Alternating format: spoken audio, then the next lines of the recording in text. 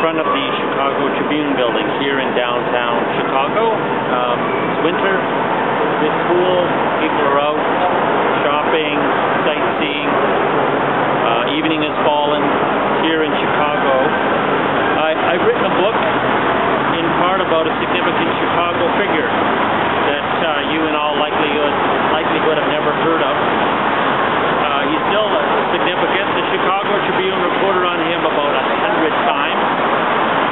This Illinois figure went on to become one of the most famous men in the world during his lifetime. But the Tribune doesn't seem to be interested in him now.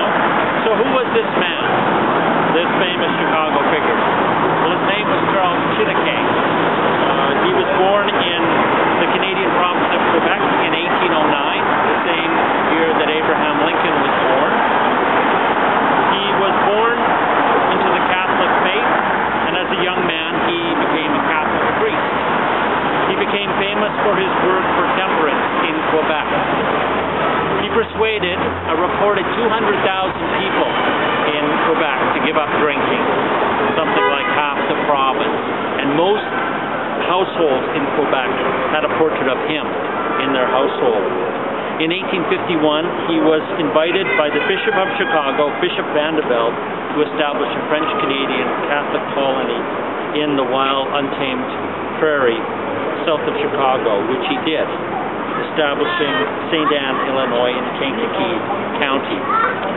After a few years, there was a new bishop in Chicago. Bishop Vanderbilt told Chineke that he wanted to resign, that he was so discouraged by the priests in his diocese, except for Chineke and a few others, that he had had enough. And so Bishop Vanderbilt moved on to a new position, and there was a new bishop of Chicago put in place, the Bishop Anthony O'Regan. Bishop O'Regan was a tyrannical administrator, and Chineke clashed with him almost immediately. So there was a tremendous collision between the popular, high-profile French-Canadian priest and the bishop, and this was well covered by the Chicago Tribune, which supported Charles Chineke and decried the bishop's tyranny as extremely un-American. This struggle resulted in the bishop ultimately being summoned to Rome and removed as the Bishop of Chicago. Before that happened, Charles Chineke alleged that the bishop persuaded a prominent Catholic man to prosecute Chineke. And Charles Chineke had to defend himself in two court actions in 1855 in Kankakee, and then a change of venue brought the court action to Urbana, and that was when he hired Abraham Lincoln. And Lincoln defended him successfully through the spring and the fall term. The fall court action was the most high-profile libel case in Lincoln's career. And large crowds came, not because Lincoln was involved, but because Charles Chineke was involved. As I said, Lincoln was successful in Chineke's defense, and he and Chineke became close friends. And it was there, at the close of that case, that Chineke said he first began to fear for his friend's life. Charles Chineke left the Catholic Church 2 years later, along with 1,000 of the people that he had led in the colony, and he became known as the Martin Luther of America. And his fame increased worldwide as he spent the rest of his life speaking and writing extensively against the Church of Rome and trying to win his former co-religionists to the Protestant faith.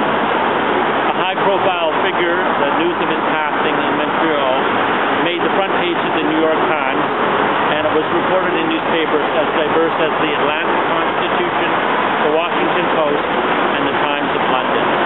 And he remains today Canada's best-selling author of all time, according to a 2009 biography. Charles Chineke visited his friend, the president, 16th president, in the White House several times, and they talked, according to Chineke, about the role the Catholic Church was playing in the conflict. The Tribune, for instance, the Chicago Tribune reported on one of Chineke's visits to the White House. After his friend was assassinated, Chineke traveled to Washington to begin his own investigation. 20 years after he began in 1865, after 2 decades of research, in 1885, he published his autobiography, 50 Years in the Church of Rome. And in his book, he made the stunning allegation that his former church was responsible for the Lincoln assassination. The South was supported by the papacy through the Civil War, as the Roman Catholic Church saw the United States, the great experiment in self-rule, in democracy, as opposed to the divine right of kings, as the very antithesis of what the Church stood for. The plan to assassinate Lincoln and other government officials, it was the President, the Vice President, the Secretary of State, and Grant, as head of the Army, who were slated for assassination. And the plan was, it was seen as a way to paralyze the U.S. government and also rally the forces of rebellion that still lurked in the country at that time.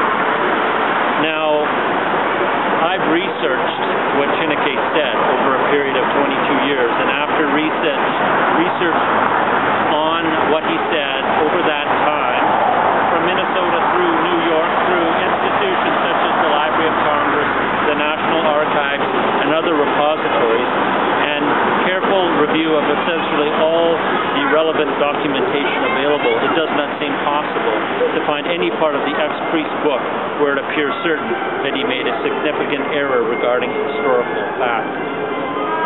Charles Chineke alleged that his former church was behind President Lincoln's assassination, and one piece of evidence is that the man who was, in reality, in charge of the American government in the weeks after the murder, and the one who headed the official investigation into the assassination, Secretary of War Edwin Stanton, believed Lincoln's murder was the result of a Catholic plot. And that's something I discovered in my research.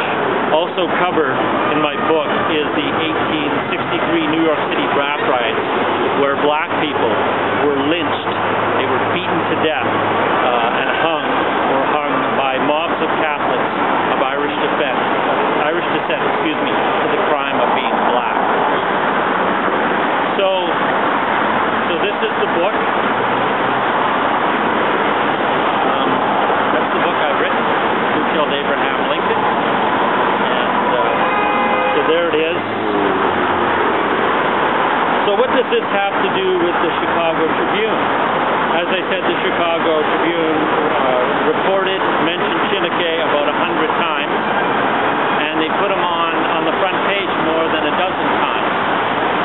Well, I'll have an example of how the Tribune treated Charles Chineke. So here we have a bit crumpled, but a reproduction of the Chicago Tribune front page. Got this a photocopy from the Chicago Public Library, from the film that they have of the newspaper, and it is Wednesday, July 31st, 1889, front page, and we'll try and put this up. It's probably not going to show up very well, and I'm going to put it on my website, but on the very far right here is an article on Charles Chineke on the front page, and I'll just read a little bit of it.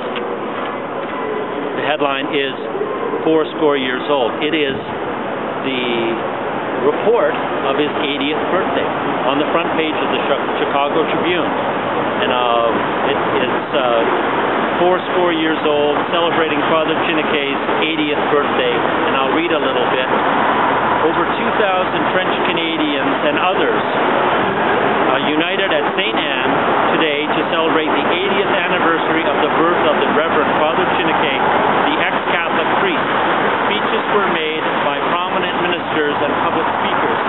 The exercises were of a pleasant character, and the venerable minister was highly honored. And it goes on. Very interesting about this, the date, July 31st, 1889. That's 4 years after he wrote his autobiography, alleging that the Roman Catholic Church was behind the assassination of President Lincoln. And there he is on the front page of the Chicago Tribune on the left side.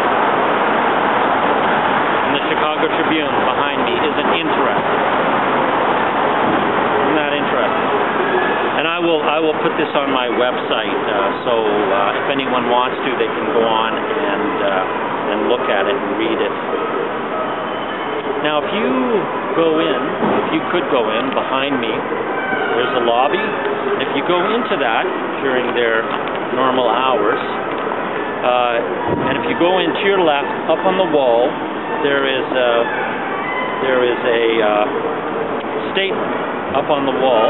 I'd like to read it right now. It says, "The struggle for freedom of speech has marched hand in hand in the advance of civilization with the struggle for other great human liberties.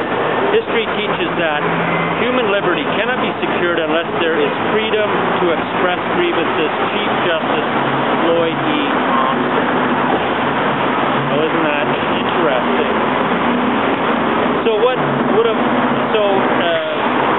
is what I've been saying important? Probably 99% of Chicago residents and the people of the United States haven't heard of Chineke. Shouldn't the people of Chicago hear about this man? But the Tribune is apparently not interested. It seems that the Chicago Tribune has become so politically correct that one has to struggle with them over freedom of speech. Instead of being in there, where it's nice and warm, talking to them, I am out here in the cold because the Tribune appears to be so politically correct. They will censor their own history, no matter how interesting, no matter how compelling. So, at this time, I'd just like to say this to the Tribune. Don't be afraid. Don't be afraid of your own history. Don't be afraid. Don't live in fear. That's no way to live. Don't be afraid of the truth. That's what I say to the Tribune today. The truth shall set you free. So thank you for watching, hearing what I had to say. More information is available. If you're not watching this from my website, is on my website, www.salmo